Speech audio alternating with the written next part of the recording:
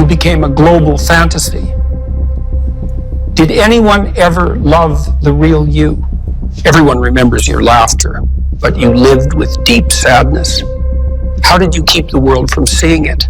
Every romance you had was chased by headlines. Did love ever feel like sanctuary? You were often described as delicate, unstable, tragic. Was that a fair portrait? You reached the summit most people only dream of. What was the price of that height? From between memory and myth, this is the Afterlife Show. Tonight, the woman the world turned into a dream, and the person who lived underneath.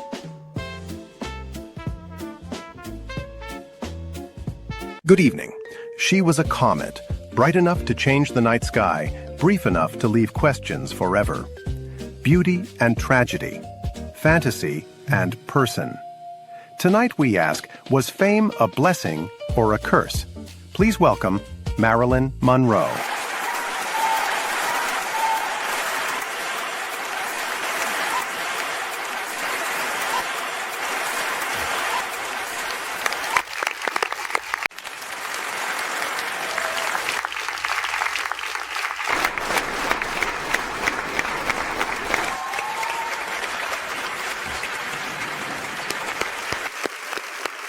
Thank you for having me. It's nice to meet the living when they're ready to listen. Before the camera found you, before the studios named you Ubiquitous, who was Norma Jean? Norma Jean was a girl who learned early that doors can close without warning. I grew up noticing people's faces when I entered rooms. Were they kind, distracted, dangerous? I learned the art of reading weather in human eyes. There was the foster homes, the shared rooms, the prayer that someone would want me long enough to call it a childhood. I remember the feel of second-hand dresses and the scent of other people's kitchens. I remember telling myself a story, that if I could be lovely enough, maybe I could be safe. She was practical, too. You have to be when the rent is a bigger character in your life than you are. She could laugh at small things like a chipped teacup that pretended to be crystal when the sun hit it right. That's what I did later, pretended to be crystal. But the girl was just glass, learning where not to break. Norma Jean wasn't a myth. She was a person who wanted to belong somewhere that didn't hurt to touch. Marilyn Monroe, Heffius, did you build her to protect yourself or to transform yourself? She began as a costume that fit better than any dress. Studios love a simple story. An orphan becomes a swan. But a swan is still a bird, and birds migrate because home keeps moving. I tried on Marilyn like you try on courage. You button it high. You practice your smile so it doesn't tremble. Armor? Yes, in the way perfume is armor, it reaches a room before you do and suggests what to think. Invention? Also yes. I wasn't born into that blonde light. I walked toward it because it promised warmth. But warmth can be a fire as easily as a sunrise. The trick was learning when to bask and when to step back. People ask me which one was real, Norma Jean or Marilyn. The truth is less theatrical. I was a bridge between them, waving to both shores, hoping neither would collapse. When the lens turned toward you, did it feel like power or exposure? The camera is a mirror that talks back. When it adored me, I felt chosen. There's a kind of power in being seen, especially by a world that looked away when you were small. The lens can be a lighthouse. For a moment, you're the fixed point, and the rest of the ocean has to notice. But the camera is also a keyhole, and sometimes you don't know who's on the other side. Exposure isn't only skin, it's the tenderness of being interpreted by strangers who have no idea what it costs to stand that still. I learned to fill the frame with warmth so people wouldn't see the shiver. So, both. The lens gave me a voice, and it borrowed my privacy as payment. That's a bargain many girls are still asked to sign. Different studios, same contract.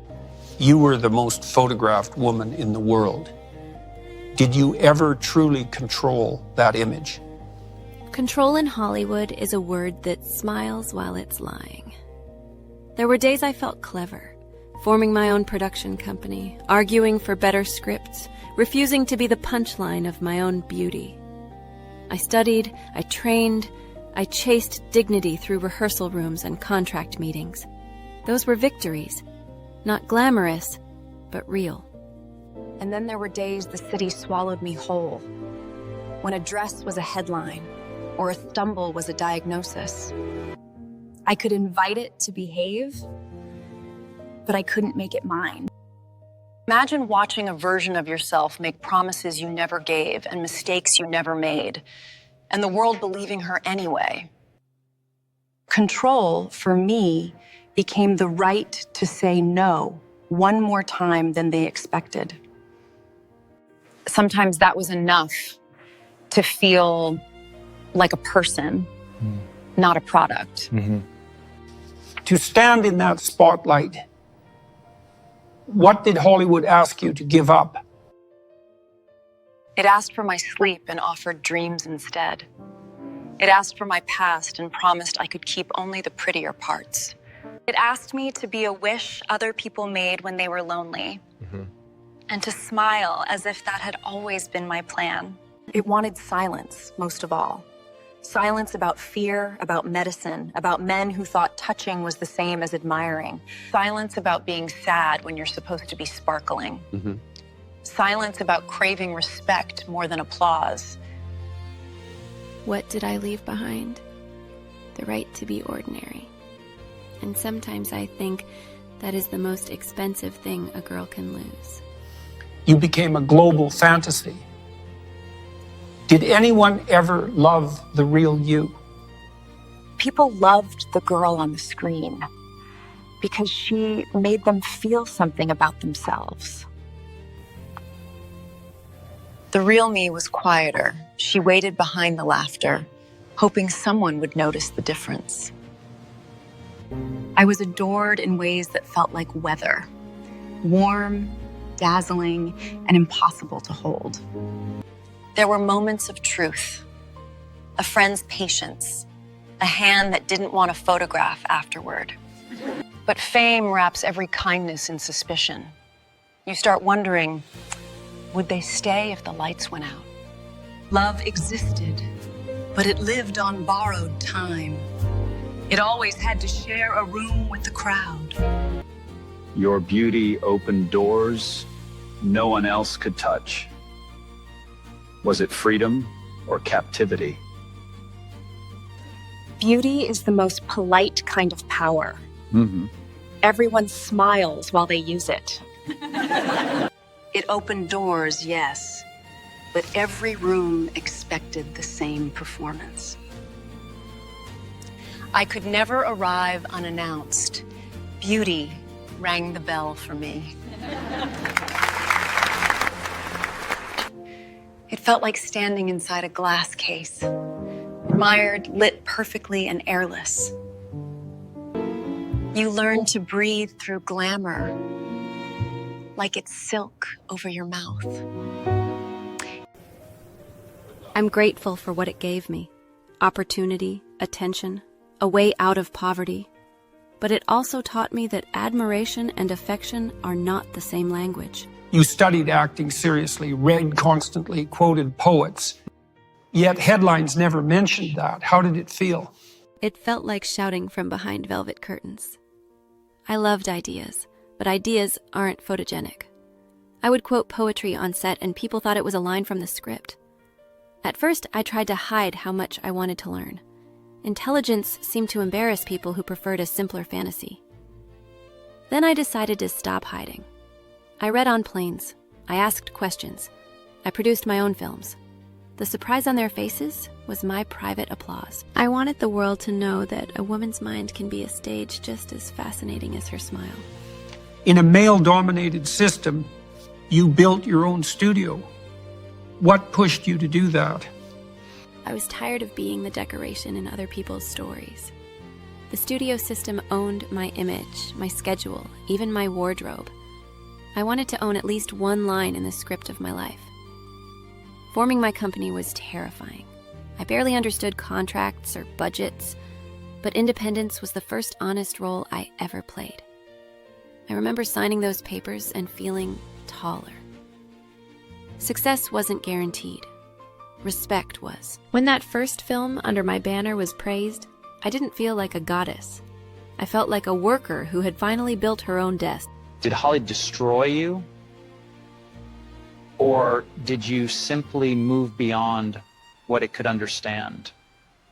Hollywood doesn't break you all at once. It sands you down with compliments. It teaches you to trade pieces of yourself for applause until you start asking for smaller and smaller prices. Maybe I cracked, but I like to think I shed a shell. I wanted to move from decoration to expression, from a billboard to a person. The industry wasn't built for that evolution. I outgrew its comfort with silence. I learned that sometimes leaving the party is the bravest way to stay whole. You reached the summit most people only dream of. What was the price of that height? It cost the right to be uncertain.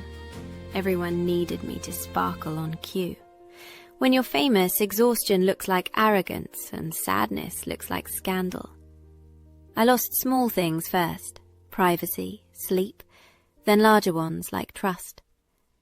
My calendar filled, my heart emptied. But I can't hate success. It was the only language I knew to prove I mattered. I just wish I'd learned a softer translation. Was there a day when the applause no longer sounded like love? Yes, it was a night on a set when everyone laughed exactly on cue, too loud, too fast, and I realized none of them were hearing me. The laughter was a reflex, not a response. That was the night joy turned into echo. I went home, took off the lashes, and watched my reflection trying to recognize me. The mirror smiled. I didn't. From then on, I kept performing, but a small part of me stood backstage, whispering, "When does the scene end?" Everyone remembers your laughter, but you lived with deep sadness. How did you keep the world from seeing it? I became fluent in pretending. The camera loves certainty. It doesn't know what to do with trembling hands. So I painted over the fear with charm, the way stage lights paint over tears. Pain isn't always loud. Sometimes it's just an empty room that follows you from set to set. I hid it because the industry didn't believe sadness could sell tickets. But pain has a scent. It seeps through powder and perfume. Looking back, I think people sensed it. They just called it mystery because that was easier than compassion. Every romance you had was chased by headlines. Did love ever feel like sanctuary? Love was a locked door with reporters peeking through the keyhole. I kept trying to turn the key quietly, hoping privacy would bloom, but fame kept rattling the handle. I wanted to be ordinary, to cook breakfast, to quarrel softly, to fall asleep without tomorrow's gossip waiting by the bed. But intimacy under observation isn't intimacy. It's theater with two unwilling actors. I don't blame the men I loved. They were caught in the same glare. But the truth is, I often loved more fiercely than I was loved back. I loved like someone trying to prove the word existed. You were often described as delicate, unstable, tragic. Was that a fair portrait? Fragile is such a convenient word. It keeps people from asking what cut you. I wasn't made of glass. I was made of skin and nerve and hope. Yes, I bruised easily, but that's what happens when you live without armor. I wanted to feel everything, and feeling everything can hurt. If sensitivity is weakness, then art itself must be fragile. I'd rather be breakable than numb. At least cracks let the light in.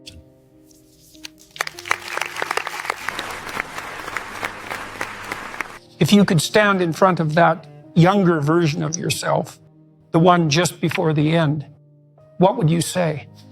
I'd tell her to rest. To stop chasing worth like it's hiding under applause. I tell her she doesn't need to explain her sadness to anyone who profits from her smile. I'd remind her that she already gave the world enough light, and she doesn't have to keep burning to prove it. When you weigh it all now, the dream and the damage, was fame a blessing or a curse? It was both, braided together. Fame gave a voice to a girl who'd once been invisible. It also taught her how loud silence can be. I can't call it a curse, because it gave me art, laughter, the chance to connect with millions of strangers who saw a bit of themselves in me. But it was never meant to be permanent. A blessing that's too hot becomes a warning. You once said, "I just want to be wonderful." Did you ever feel you were? I said that once, yes. Half joking, half pleading. I wanted to believe that wonderful was a feeling you could reach and stay there. Now I think it's a moment, not a destination. I felt wonderful when a scene clicked and everyone stopped breathing for half a second. I felt it when a fan wrote to say she felt less alone because of me. It wasn't constant. Nothing real ever is. But I caught enough of those moments to know the wish came true. Just not forever. Fame looks different now. Life pies, social media, instant attention. What do you see from where you are? It's faster, noisier, more crowded, but it still runs on the same currency, visibility. Back then, the studios were the gatekeepers. Now everyone carries a studio in their pocket. People curate themselves the way I was curated. I don't judge it. I just hope they remember that a spotlight isn't sunlight. It doesn't grow you. It only shows you. Step into it, but step out sometimes to see who you are in the dark. Would you still chase fame, knowing its price? No. Yes, but I'd chase it differently. I'd run slower, stop more often, keep a map back home. Ambition saved me from fear. Expression saved me from silence. I'd still choose both, but I'd make room for peace, not just applause. Every dream costs something. I'd still buy it, but I'd keep the receipt. What do you wish people understood about you beyond the image? That I was curious. That I listened more than I spoke. That I loved comedy because it let truth sneak past sorrow. I wish people knew I was trying to build something human inside all that perfection. Humor, compassion, stubborn hope. The image was loud. The person underneath was quieter, but real. I think she deserves a little credit for surviving inside all that noise. Do you forgive those who used you? I do. Bitterness is a heavy costume. It doesn't flatter anyone. Most people who hurt me were following the rules of a broken system. Forgiving them doesn't excuse it. It just means I won't carry it anymore. Forgiveness, I've learned, is freedom that doesn't depend on an apology. I hope they see possibility, not pressure. That they realize beauty can be expression, not expectation. If they see my photographs, I hope they look past the pose and notice the intelligence in the eyes, the will beneath the softness. And if they hear my name and think of tragedy, I hope they also think of persistence, a woman who kept trying to turn pain into light. How would you like history to remember you? I'd like to be remembered as someone who kept reaching, for laughter, for love, for understanding. even when the reach was farther than my arms. Not an icon, not a ghost. Just a woman who tried to make people feel something true for a few minutes at a time. If they remember that, then I'll have lived twice.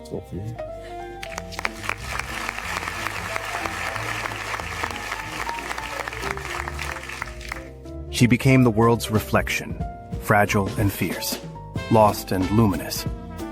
In every frame, she taught us that grace is not perfection, it's courage in public. Tonight she reminded us that the woman was always more than the myth.